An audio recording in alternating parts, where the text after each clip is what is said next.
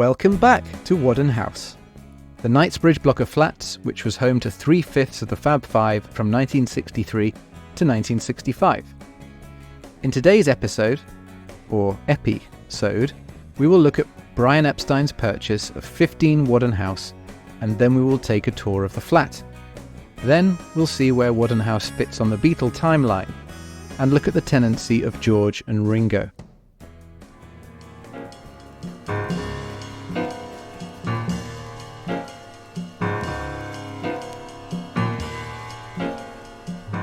How did Whaddon House come into existence? In 1959, the Lowndes estate, including Lowndes Square and William Mews, was sold for the princely sum of £1 million to Capital and Counties Properties Company. The company announced its plans for William Mews, 14 new houses and a block of flats. One of the directors of the company was 33-year-old Leslie Marler. 3 years after Capital and Counties' acquisition of William Mews, in June 1962, Leslie Marler died in a shooting accident, 7 months after getting married, in a wood near his home in Buckinghamshire. Whaddon, Buckinghamshire to be precise. And the name of his own country house? Whaddon House.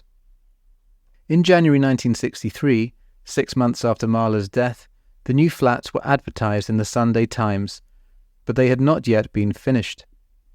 An article in the Sunday Telegraph from the 28th of July 1963 reported that they were nearing completion. Therefore, when Brian Epstein moved into Whaddon House at the end of 1963, it was a brand new building. Whether or not he read about the building's progress in his daily newspaper, delivered to him at the Grosvenor Hotel, I don't know. But one way or another, he discovered the exciting project and it piqued his interest. Did Brian Epstein buy the flat or rent it? Well, embarrassingly, I can't be conclusive on this point. The ad in the Times suggests that only one flat, the penthouse, was for sale. All others were up for rent. Peter Brown declares that Brian had a penthouse. If he had the penthouse, for only one is listed in the ad, then he paid £25,000 for it, £650,000 in today's money. Note that these flats sell today for £2.5 million. This was my initial conclusion. He bought it. However, there is nothing distinguishing Brian's flat, number 15, from its mirror image top floor counterpart.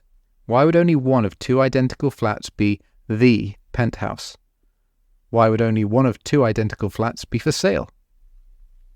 So let's consider the possibility that he actually rented one of the 16 flats that was not a penthouse, and that the penthouse was at the back of the building.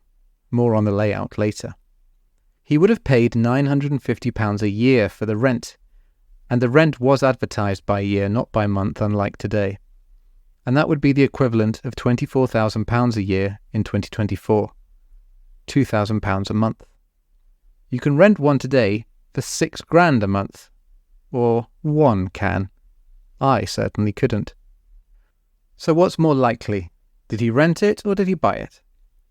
Well, if you look at the dates in the timeline, again more on timelines shortly, Brian moved in December 1963 and moved out in the same month in 1965. It seems like there might have been some design to this chronology. I believe he was tied in for the £950 a year and so stayed at Whaddon House until the rental lease was through.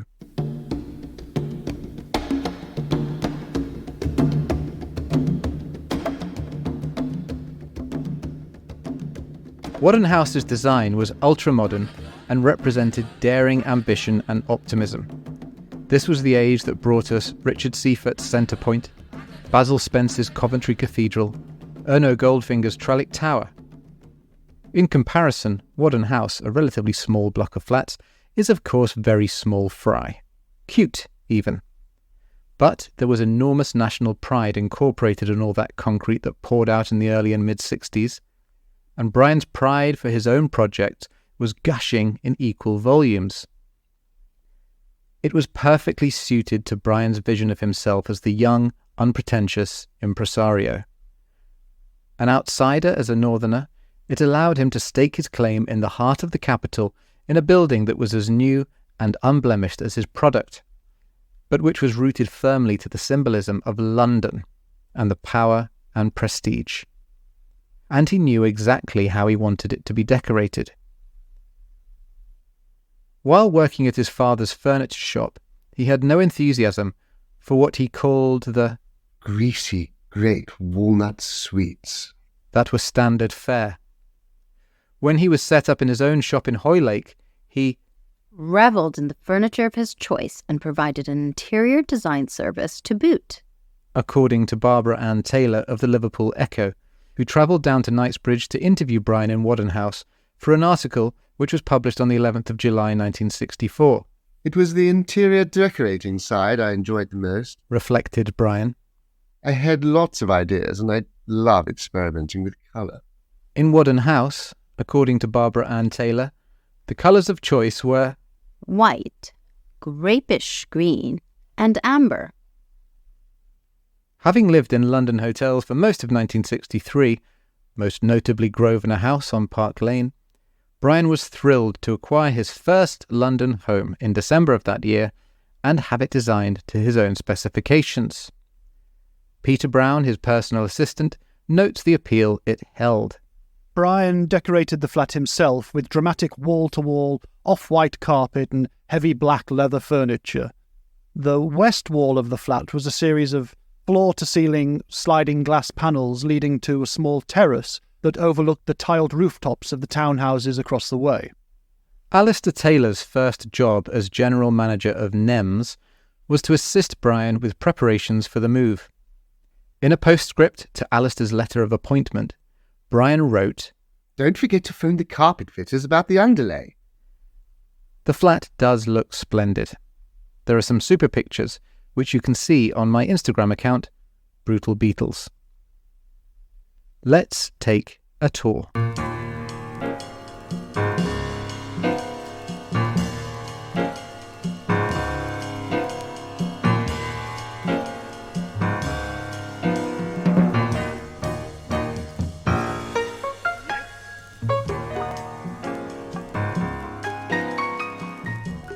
From the view of an airborne London pigeon, the block of flats looks like a T-shirt.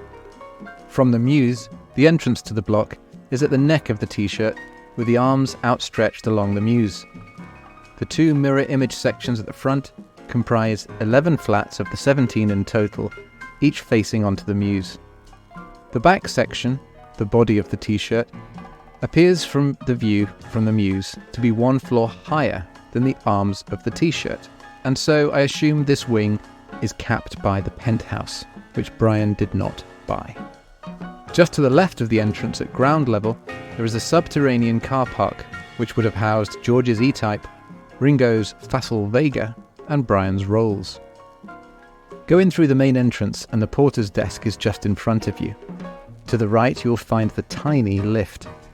There is a fabulous photo of all four Beatles squashed into it on the morning that they received their MBEs on the 26th of October 1965. It's so small that if they'd been the Rolling Stones, it would have taken 2 journeys. So, let's get in the lift, up to the top floor, for Chez Epi.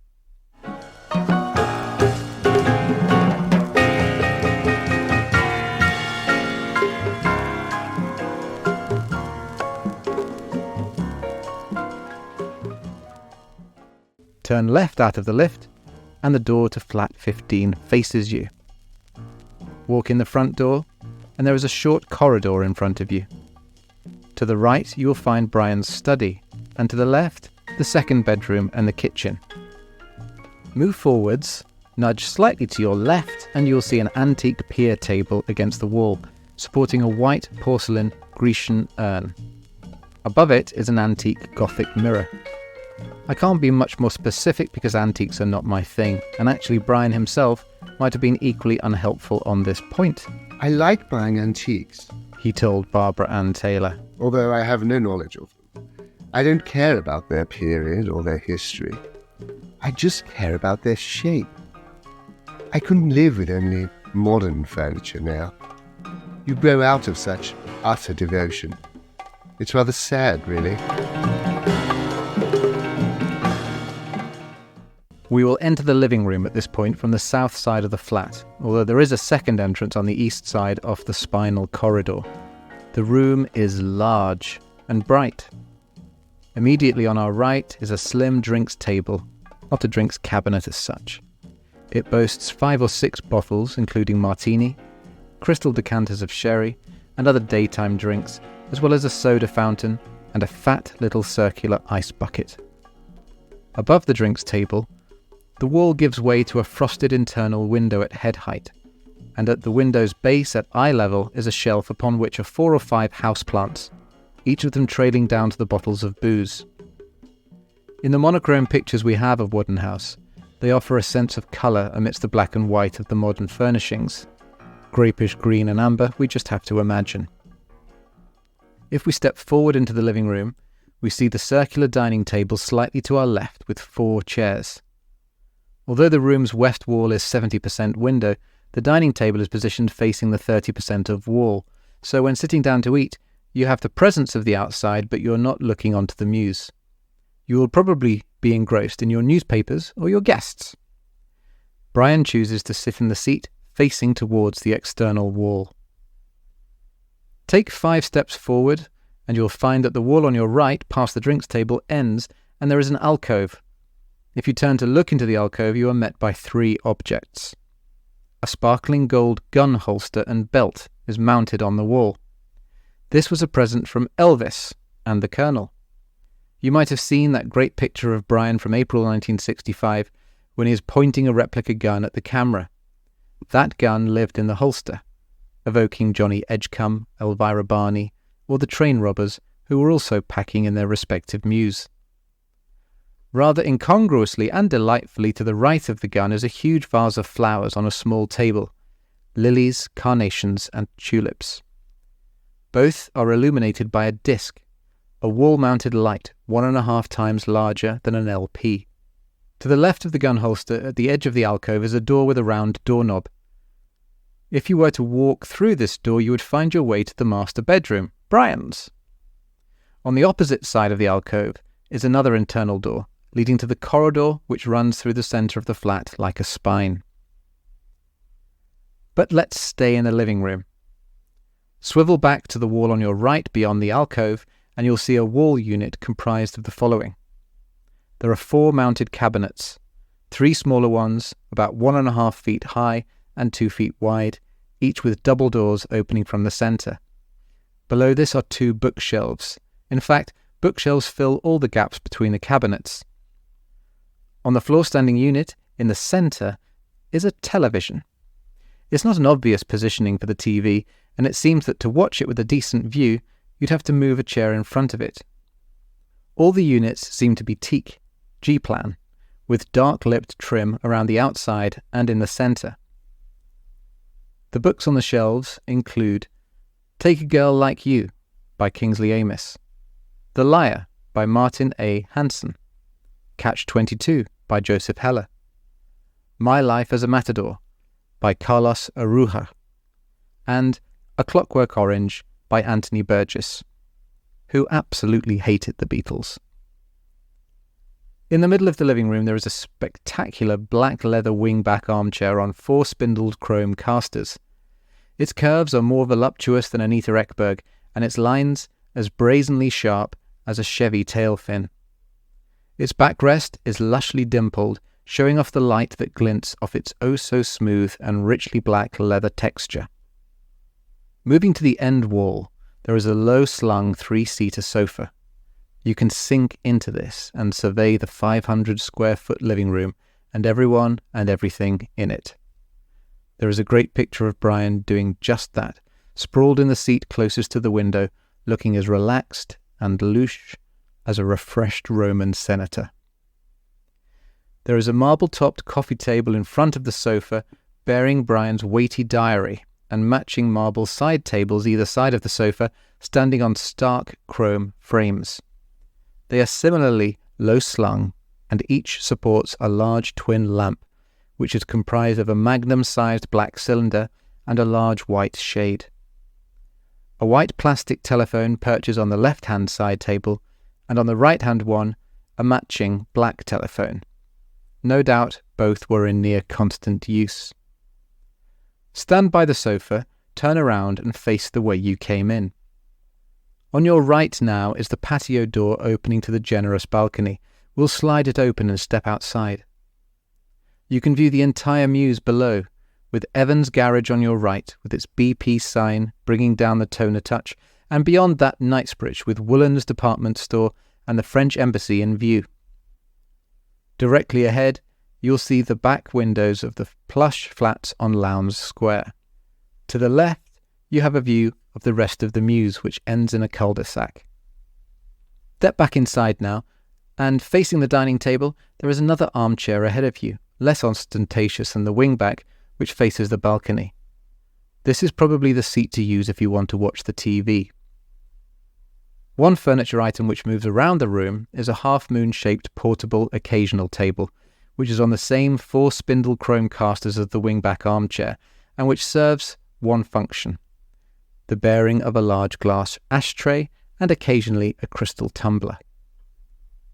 And then there is perhaps the most recognisable chair in the flat, the black wooden rocking chair. Unlike the armchairs and the sofa, this is clearly the seat in which Brian did his pondering. This chair moved around the apartment. Sometimes it can be seen near the sofa, and there is a picture of Brian cradling a tumbler in business casual mode, then another in which it is moved close to the record player back by the door we came in through, where Brian reclines and listens to music in a pensive fashion, with a large framed photo of one of the With the Beatles album cover shots taken by Robert Freeman to his left. When asked by Barbara Ann Taylor whether the Beatles liked his flat, Brian said, Paul is very fond of the rocking chair. He added, What they all approved of most was the way I had their photographs framed. The With the Beatles photo taken at the Palace Hotel Bournemouth is at eye level when one is seated at the dining table or in the rocking chair. Another framed Robert Freeman photo of the boys shivering outside the town hall in Stockholm, and which was used as the cover of the Long Tall Sally EP, is hung above at eye level when standing. The record player is a 4-foot piece of wooden furniture rather than a turntable alone, which also supports twin candlesticks, a well-stocked fruit bowl, and a third phone. This one an antique 2-piece. Antique to us, maybe 20 or 30 years old in 1964. To the right of the record player, there is a small alcove by the secondary external window of the living room. This supports another decanter. And that is Brian's living room.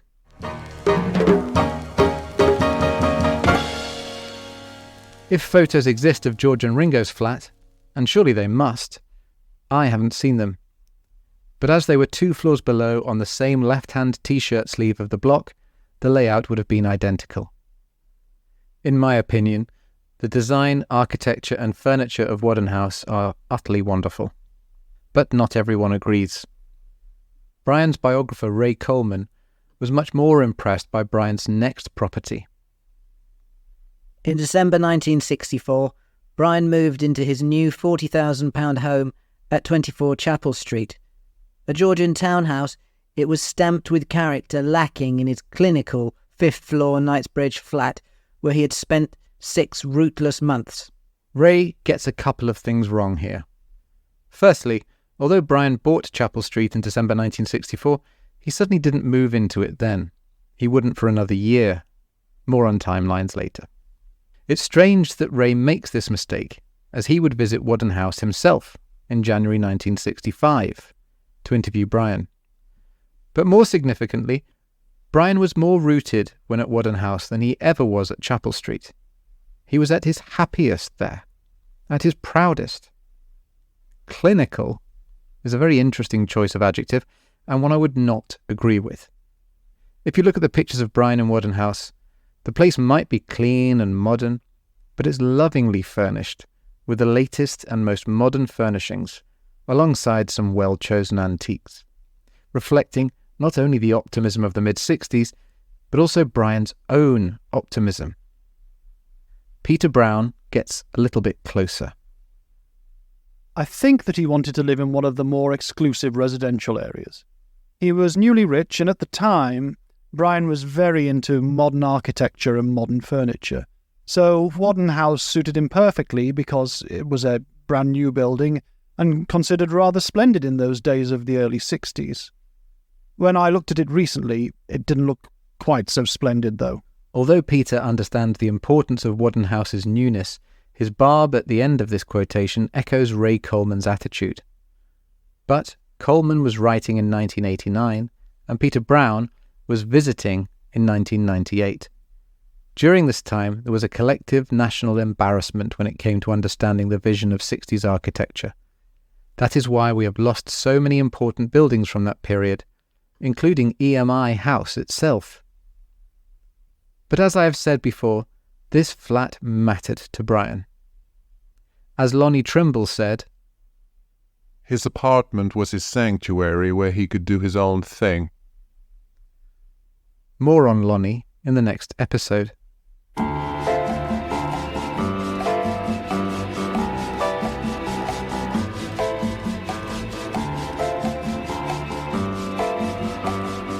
Where does Whaddon House fit on the Beatle timeline?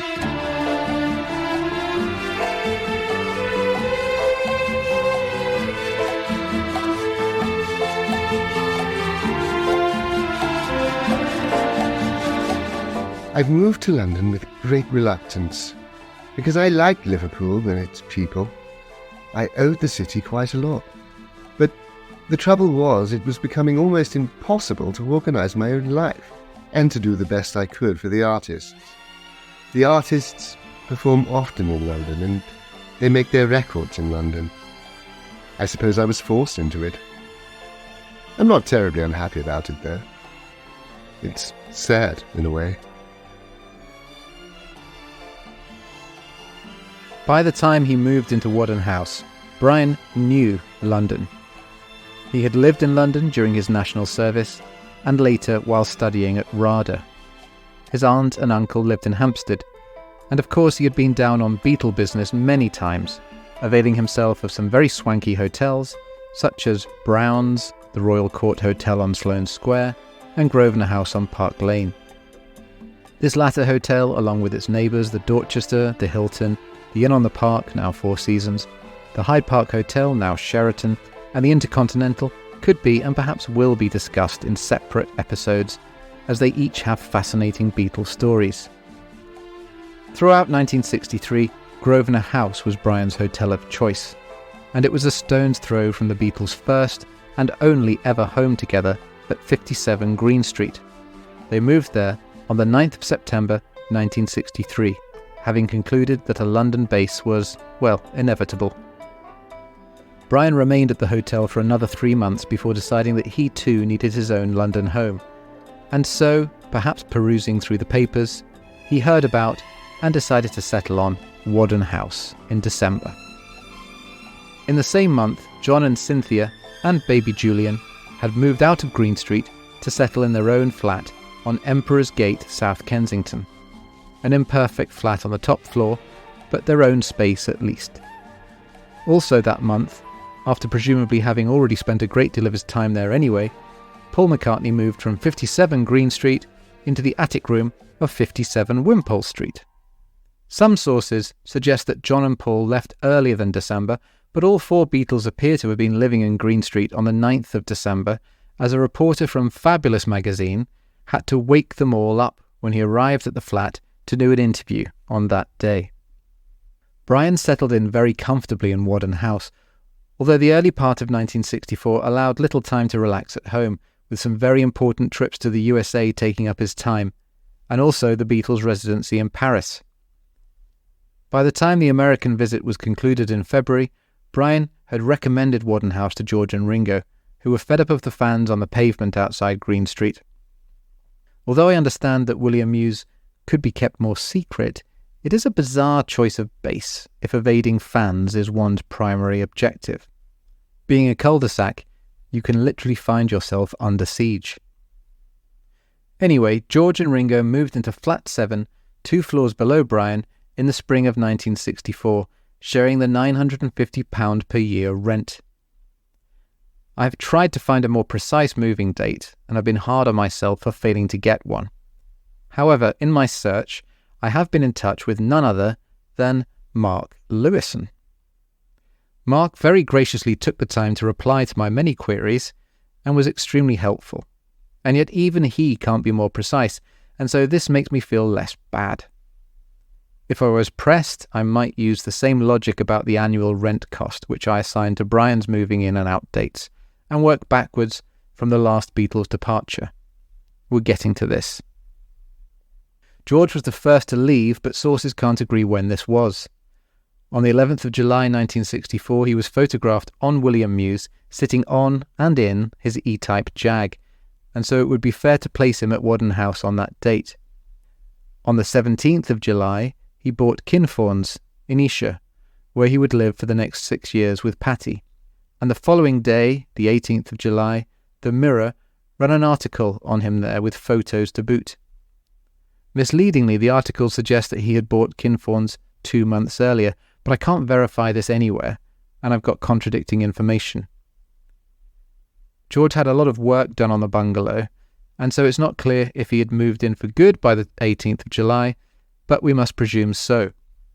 Mark Lewison believes that Patty never lived with George in Whaddon House. So that left Brian and Ringo in Whaddon House. On the 20th December 1964, Brian bought 24 Chapel Street in nearby Belgravia, and some sources, including Ray Coleman, Brian's biographer, have him moving into his newly purchased Georgian townhouse almost immediately. However, this contention can be definitively rejected. After the purchase, interior designer Ken Partridge got to work and would be busy there for some time. He had hitherto been working on Kenwood, John and Cynthia's new Weybridge mansion, which they bought on the 15th of July. In fact, Brian would remain at Whaddon House not just for a month or two longer, but for a full year, eventually moving into Chapel Street for good on approximately the 11th of December 1965, when his rent was up. Ringo brought Maureen to Whaddon House probably in late 1964 or early 1965, according to what Mark Lewison told me. In October 1964, it was just Brian and Ringo, because this is when the electoral roll is drawn up, and the electoral roll published in February 65 only lists these two gents. By February 65, Maureen was pregnant, and Ringo decided to take on the lease of the Montague Square flat, to where they would move after their wedding on the 11th of February. This flat, of course, later became home to Jimi Hendrix, Klaus Voormann, and then John and Yoko, who were busted there in October 1968. It would be convenient to move out in February or March if the annual rental lease was up, and so that might place George and Ringo's move-in date as the same sort of time in 1964, probably just after the first US visit. Maybe the world's biggest celebrities were not so concerned with annual rents, but maybe they were. So for most of 1965, Brian had Whaddon House to himself, and presumably the residents of William Mews were pleased to have relative peace restored.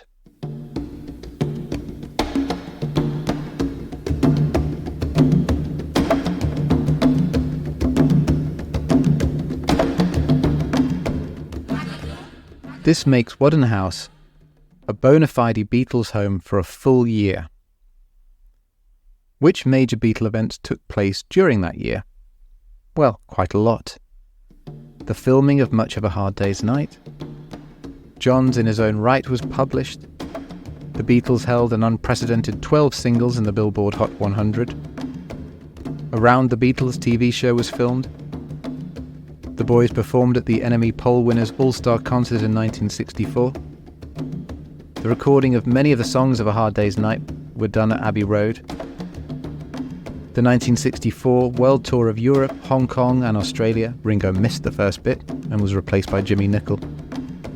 A Hard Day's Night premiere, recording of the whole of Beatles for Sale, the first proper US tour including the Hollywood Bowl, the British tour of autumn 1964, the release of the singles Can't Buy Me Love, A Hard Day's Night, and I Feel Fine, backed with She's a Woman. While there, Ringo passed his driving test. A week after the last Beatle left, recording began for Help. I find it very satisfying to think of them returning to Whaddon House after each of these events.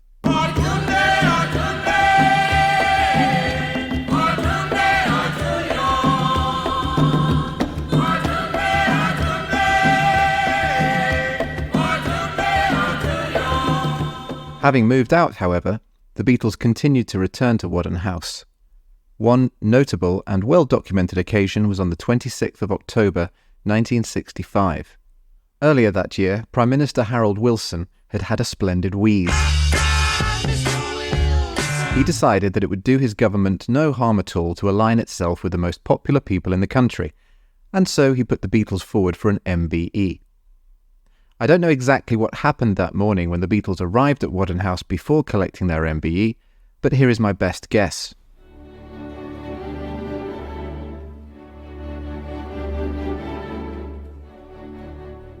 Lonnie Trimble, Brian's valet, arrives at Whaddon House as normal at 7:45 a.m. He brings in the papers and prepares Brian's breakfast, knocking on his bedroom door at 8:30. Brian might be awake already, in anticipation of the big day. Brian reads the headlines, sipping his tea, and reminds Lonnie that they are expecting guests. The boys will be coming over before heading to the palace. They might want some breakfast too. There will also be another gentleman coming to the flat, Philippe Letellier, who will be taking photographs. Lonnie doesn't expect to be in the photograph, but he is pleased that his white coat is as crisp and presentable as ever.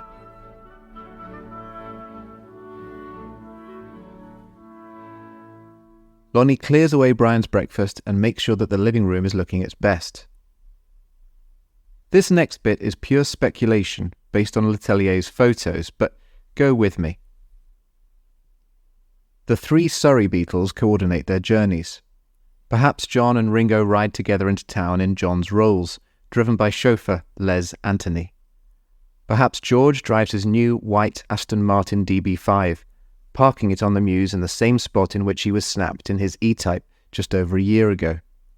I'd like to think that Paul walks out of Wimpole Street towards Oxford Street and takes his favourite type of transport, the bus. As he is the only Beatle wearing an overcoat that day, it's possible that he travels in less luxury, protecting himself from the elements. He finds his way upstairs and has a smoke. Which bus?